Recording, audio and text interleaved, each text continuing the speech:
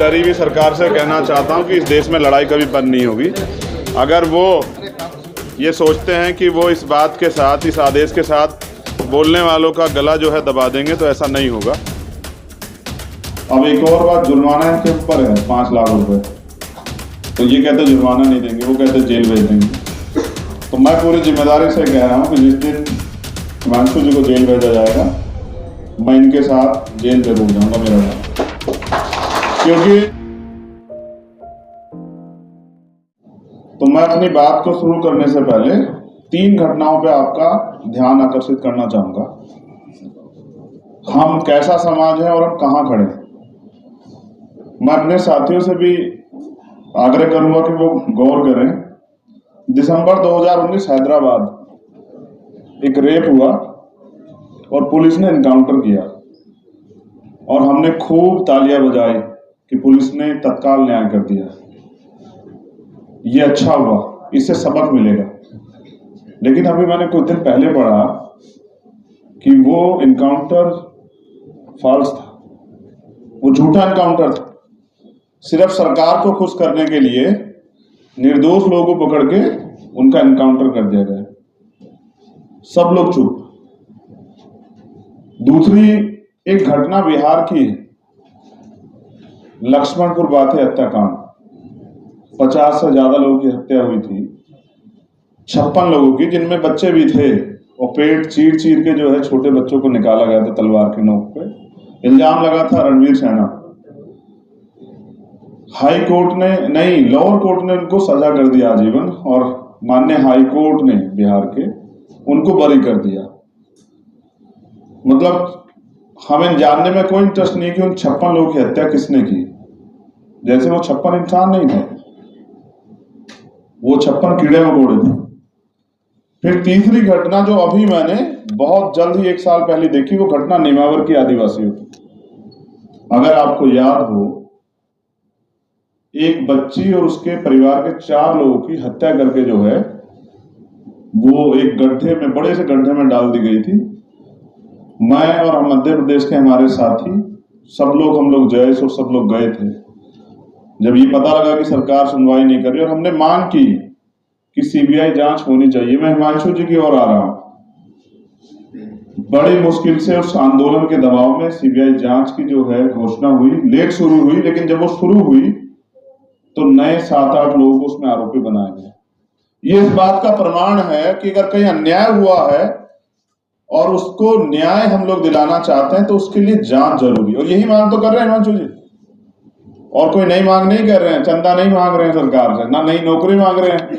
Retirement के बाद वो पार्ट टाइम जॉब साहब बोले ना वकील साहब हमारे, कि वो जो रिटायरमेंट के बाद वाली जॉब है वो नहीं मांग रहे। मैंने सोनी दीदी को भी सुना, अक्सर मुझसे बात उनकी होती रहती। उन्होंने मुझसे पहले भी, जब बस्तर में कुछ हुआ था, उन्होंने मुझसे कहा आ जाओ।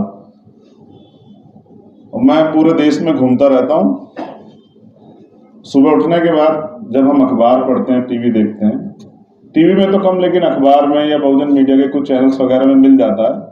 अब तो आंसू भी सूख गए। रेप, हत्या, डकैती, चोरी, लूटपाट। हम भारत में रहते हैं, और भारत तमाम जाति धर्मों से बना हुआ एक देश। इसको संगठित किया गया संविधान के जरिए। यहां चोर, हत्या, रेपिस्ट हैं, तो यहां अच्छे लोग भी। उसी तरह से चोर, रेपिस्ट, हत्यारों का सम्मान नहीं होता, लेकिन अच्छे लोगों का सम्मान होता। उनको सुनने वाले लोग होते हैं, उनकी बात का अनुसरण करने वाले लोग होते हैं। आज भी बाबा साहब के नाम पे हम लोग, लाखों लोग जिंदगी कुर्बान करने के लिए तैयार। ये इस बात का प्रमाण है। आज बाबा साहब नहीं है। उसी तरह से जो अच्छे लोग हैं, चाहे वो सुरक्षा दल के या पुलिस के, हम लोग उनका सम्मान करते हैं। लेकिन जो अपराध करेगा, हम उसका सम्मान नहीं करेंगे, किसी भी कीमत पे नहीं करेंगे। उसके खिलाफ हम लोग लड़ेंगे, और तब तक लड़ेंगे जब तक उसको सजा नहीं मिलती। क्योंकि अपराध के लिए कानून एक, चाहे वो मेरा द्वारा किया गया हो या फिर जज साहब के द्वारा किया गया। यहां जितने हमारे साथी बोले ना, वो सब पीड़ा बोलते रहे, बोलते रहे, बोलते रहे। और मैं सोचता था, कभी कभी तो ऐसा लगता था कुछ को सुन के।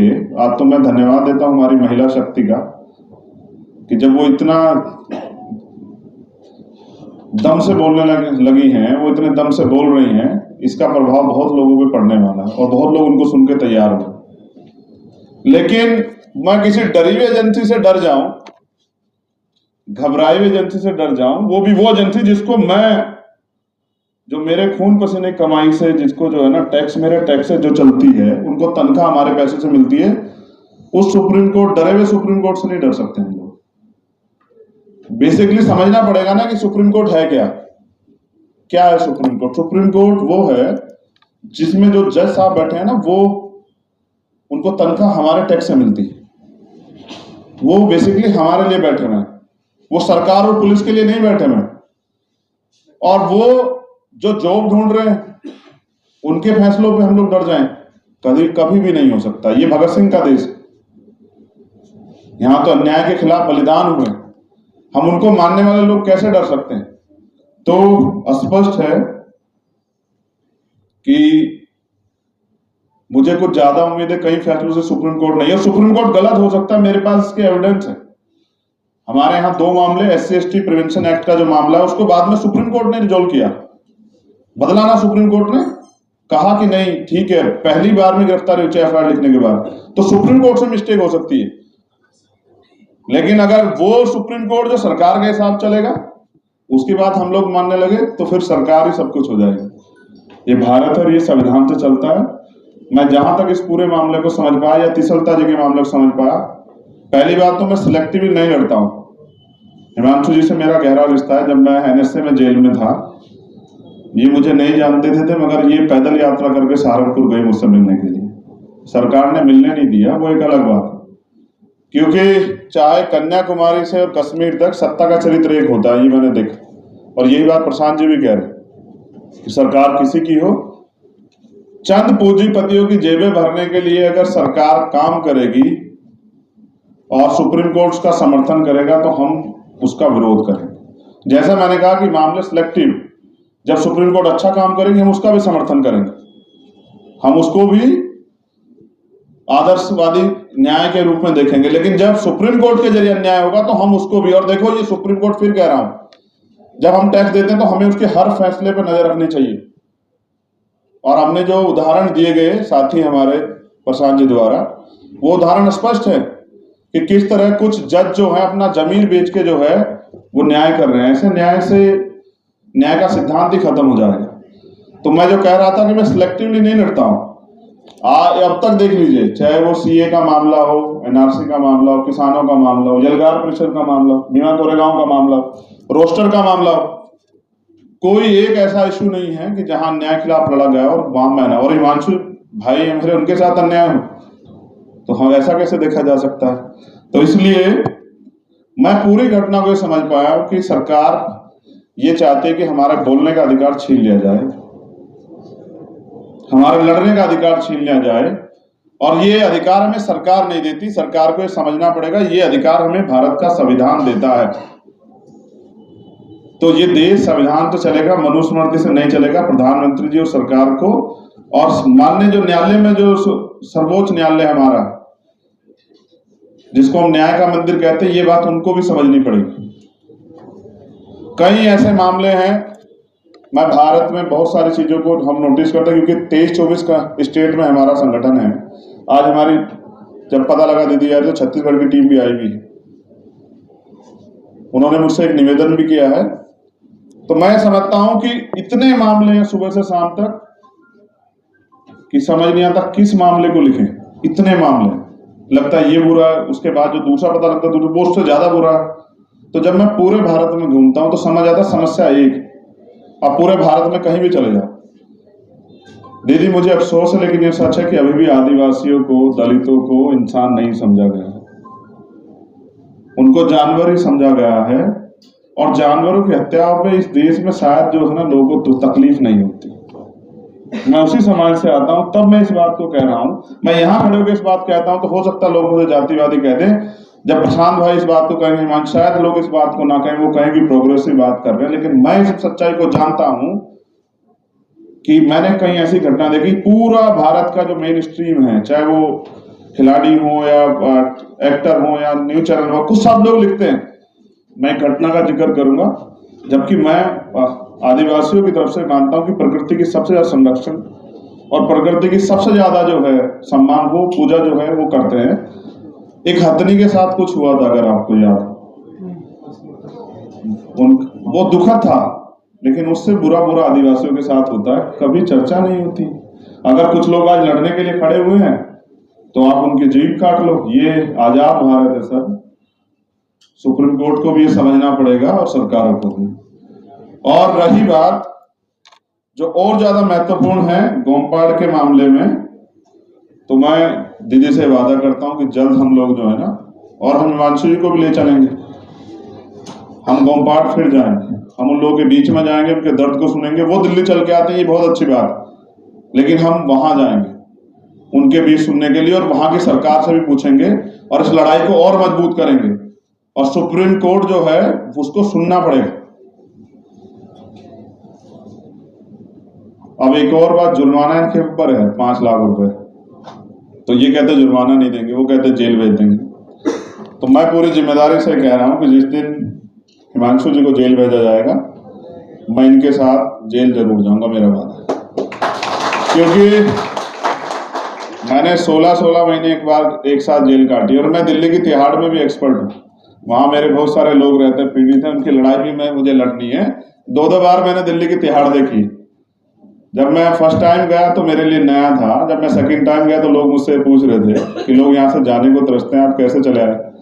तो मैंने उनसे एक ही बात कही कि आप लोगों की याद खींच लाई, और आज मैं यहाँ हूँ तो इन सब की वजह से, जो अपने जीवन की परवाह न करते हुए लड़ रहे हैं। और अगर कोई लड़ रहा है तो अगर ज्यादा कुछ नहीं कर सकते तो आपको उसका साथ देना चाहिए। और मैं यहाँ ये बताने के लिए हूं कि हम आपके साथ हैं हिमांशु भाई, और आखिरी दम तक लड़ेंगे। मैं अम्बेडकरवादी,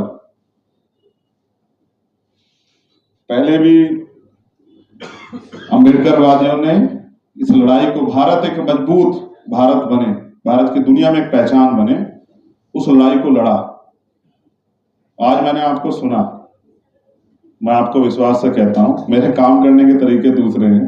एक बार मैं इंपॉर्टेंट स्टोरी आपको बता देता हूं। मैंने गांधी जी की तरफ से भी सोच के देखा था, मैं झूठ नहीं बोलता हूं। मैं सहारनपुर जेल में था, 2 अप्रैल का मामला था, बहुत सारे लोगों की जान गई थी, बहुत सारे लोग झूठे मुकदमे थे, तो मैं कुछ नहीं कर पा रहा। मैंने कहा कि चलो, मैंने पहला पत्र लिखा महामहिम राष्ट्रपति जी को कि मैं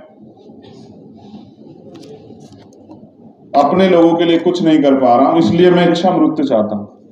तो मेरे साथियों ने मुझे समझाया कि इच्छा मृत्यु क्या मतलब है, आप भूख हड़ताल करो। तो यहां मैं इस अनशन से मैं गांधी और भगत सिंह दोनों को जोड़ देता हूं। मगर आप विश्वास करेंगे, मेरा अनुभव इतना कड़वा है कि 8 दिन में भूख हड़ताल पे रहा। मीडिया ये लिखता रहा हमारे लोगों को, जेल में मेरे मिलने वालों के रास्ते बंद हुए कि चंद्रशेखर 3 टाइम खाना खा रहे हैं, और वो भूख हड़ताल पे नहीं। और जेल में आप भूख हड़ताल करते हो तो एक और मुकदमा है। लेकिन फिर एक साथी मुझसे मिलने के लिए आए, उन्होंने मुझसे कहा कि सरकार भी चाहती है आप मर जाओ, और आप खुद भी मरना चाह रहे हो, तो आप सरकार का काम आसान कर रहे हो। इस बात का अर्थ ये कि मरने से काम नहीं चलेगा, लड़ने से काम चलेगा। और लड़ने में अगर शहादत होती है तो उस शहादत देने को हम लोग तैयार हैं, लेकिन ना अन्याय के खिलाफ झुकेंगे और ना ही झूठी डरी हुई सजन सी जो नौकरी के लिए फैसले सुना रही है, ऐसी सरकार से भी, ऐसे सुप्रीम कोर्ट से भी नहीं डरेंगे। और मैं मानता हूं जब तक कॉलेजियम सिस्टम नहीं खत्म होगा, जब तक all India judicial service commission नहीं बनेगा, तब तक न्यायपालिका से न्याय की उम्मीद करना इस देश के शोषित वर्ग की बेवकूफी है। और मुझे बेवकूफी की आदत नहीं है, ना ही मेरे अंदर गलतफहमी। बहुत बहुत धन्यवाद इस विश्वास के साथ कि सुप्रीम कोर्ट अपनी गलती सुधारेंगे। अगर नहीं भी सुधारते तो आप विश्वास कीजिए कि जब आप चलेंगे भारत की जेल की तरफ, तो शायद मेरा ऐसा मानना है कि दिल्ली की सड़कों पे पैर रखने की जगह नहीं बचेगी। लड़ने वाले बहुत हैं, आप आगे बढ़ के लड़िए, हम सब लोग आपके साथ। धन्यवाद, जय हिंद। डरी हुई सरकार से कहना चाहता हूं कि इस देश में लड़ाई कभी बंद नहीं होगी। अगर वो ये सोचते हैं कि वो इस बात के साथ, इस आदेश के साथ बोलने वालों का गला जो है दबा देंगे, तो ऐसा नहीं होगा। यहाँ ये भारत है और यहाँ इस देश में शहीदों ने देश के लिए लड़ते हुए जो है ना फांसी के फंदे कबूल किए हैं, अपने 4-4 बच्चों को कुर्बानियाँ दी है कि ये देश बने। आज अगर किसी को गलतफहमी है कि वो हमारे भारत को कमज़ोर कर देंगे, तो ऐसा नहीं होगा। लेकिन मैंने एक लाइन से कहा, जब तक कॉलेजियम सिस्टम ख़त्म नहीं होगा, all India judicial service commission नहीं बनेगी, शोषित वर्ग को वहाँ जाने का अधिकार नहीं मिलेगा, तब तक शोषित वर्ग अपने उम्मीद छोड़ दे कि वहाँ से उनको न्याय मिलेगा। मैं ऐसी भ्रष्ट संस्था का जो है ना के विरोध में हूँ और मैं चाहता हूँ कि वहाँ अवसर मिले, क्योंकि संविधान समता के अवसर की बात करता है, उससे अभी तक हमें वहाँ वंचित रखा गया। खबरों में बने रहने के लिए फोरम 4 को सब्सक्राइब करें और नोटिफिकेशन पाने के लिए बेल आइकन दबाएं।